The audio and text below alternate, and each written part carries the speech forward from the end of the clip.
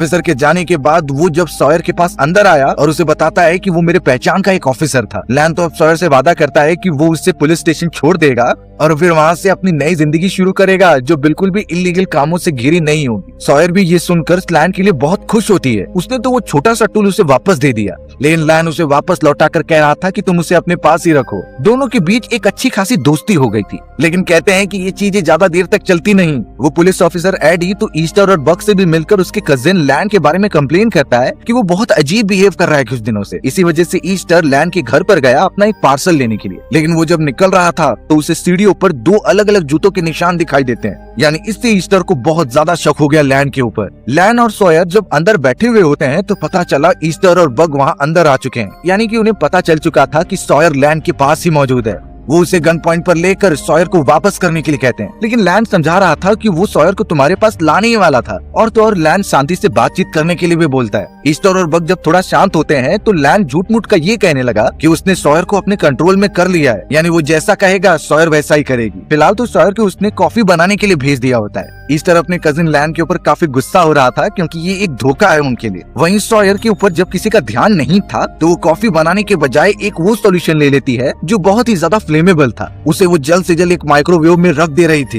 लैन Easter को यही समझाता है कि हमें सॉयर की शायद मदद करनी चाहिए, वो यहाँ से बाहर निकल जाएगी तो उसके लिए बहुत अच्छा होगा। अब अचानक बग की नजर उस माइक्रोवेव पर चली जाती है जो अजीब तरीके से बिहेव कर रही थी और पता चला कि थोड़े ही देर में वो फ्लेमेबल वाला लिक्विड ब्लास्ट हो चुका है। वहाँ इतनी ज्यादा आग लग गई कि बेचारा बग तो वहीं पर मर गया। उस पूरे कंटेनर में जितनी भी चीजें थी वो सब धमाके के कारण ब्लास्ट होने लगी। सॉयर और लैन जैसे तैसे वहाँ से बाहर निकलते हैं और लैन को भी बहुत ज्यादा चोटें लगी थी। सॉयर तो लैन को उठने के लिए कहती है, पर लैन समझ चुका था कि वो नहीं जा सकता, इसलिए उसने सॉयर को वहाँ से बाहर निकलने का रास्ता बताया और कहा कि तुम सीधे भागते चले जाओ। सॉयर भी अब यही फॉलो करती है और तुरंत वहाँ से निकल जाती है। पर पता चला वहाँ ईस्टर अभी भी जिंदा था, उसकी भी बॉडी जली होती है, पर वो गन लेकर सीधा बाहर निकला और शूट करने के लिए जाता है सॉयर पर, लेकिन लैन पीछे से आकर उस पर झपट्टा मारने लगता है। वो नहीं चाहता था कि सॉयर को चोट पहुंचे, इसलिए ईस्टर और लैन के बीच में थोड़े झगड़े होते हैं। अब लगा कि लैन ने ईस्टर को ओवर पावर कर दिया है, तभी पीछे से एडी आ गया। उसने बिल्कुल देरी नहीं की और लैन को जान से मार दिया। ईस्टर ने तो एडी को बताया कि वो लड़की अभी अभी सीधे वाले रास्ते पर भागी है, हमें उसे पकड़ना होगा, लेकिन एडी इतना ज्यादा चालाक था कि उसने ईस्टर को भी खत्म कर दिया होता है। यानी वो अपने ऊपर एक भी शक जाने नहीं देगा। इस पूरी केस को देखकर ऐसा ही लगेगा कि ईस्टर और लैन एक दूसरे के दुश्मन थे और उस लड़की के लिए दोनों ने एक दूसरे को मार दिया।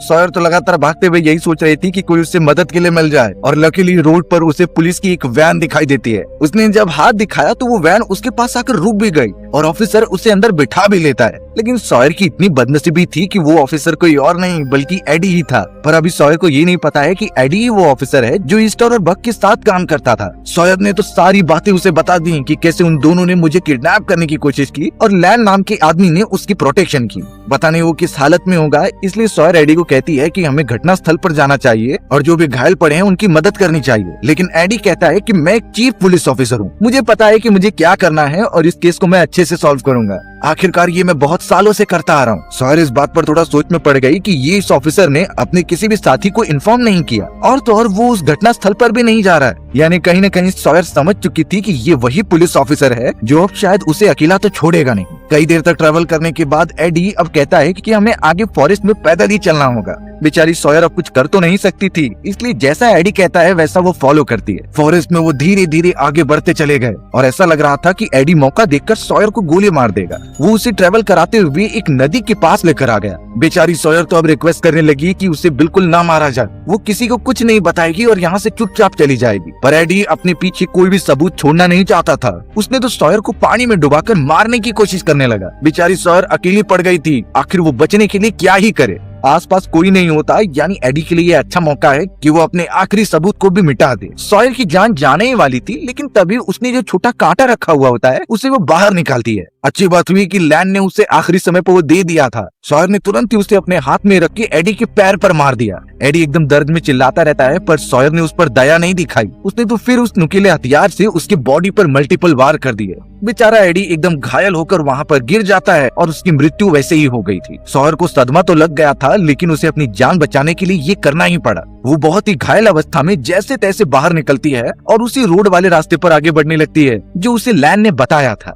थोड़ी देर में पता चला कि कई पुलिस ऑफिसर की गाड़ियां उसके पीछे मौजूद हैं और वो बार बार सॉयर को आवाज दे रहे हैं। लेकिन सॉयर को मानो एकदम सदमा लग गया था। उसे जैसे भरोसा ही खत्म हो चुका है पुलिस ऑफिसर से कि वो जरूरतमंद लोगों की मदद करेंगे। वो बिल्कुल किसी की बात सुनती नहीं और धीरे धीरे आगे बढ़ते रहती है, जैसे उसने अपनी जिंदगी का जिम्मा खुद ही उठा लिया है। शायद वो इसके बाद किसी अजनबी तो छोड़ो, किसी पुलिस ऑफिसर पर भी विश्वास नहीं करेगी और हमारी भी कहानी इसी तरीके से खत्म हो जाती है। सो व्यूअर्स, अगर आपको मेरा नरेशन 1% भी अच्छा लगा होगा ना, तो वीडियो को लाइक एंड चैनल को सब्सक्राइब जरूर कर देना। मिलते हैं इसी तरीके की मजेदार वीडियोस में, तब तक के लिए बाय बाय।